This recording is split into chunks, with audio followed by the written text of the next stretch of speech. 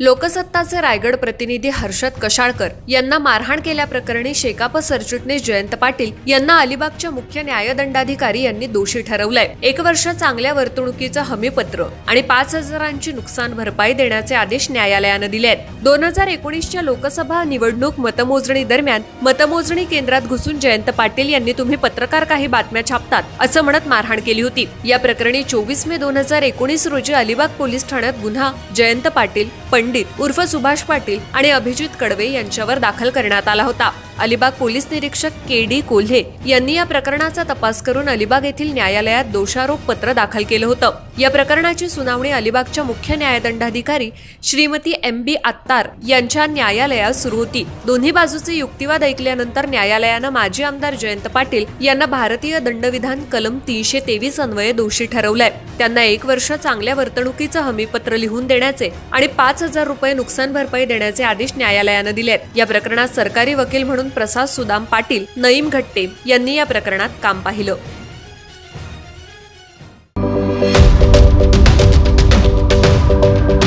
YouTube वर सुद्धा Raigad times search करा आणि पहा रायगडच्या कानाकोपऱ्यातील प्रत्येक बित्तम बातमी।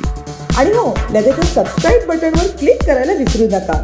रायगड टाइम्स, आपलं चॅनल, आपला आवाज।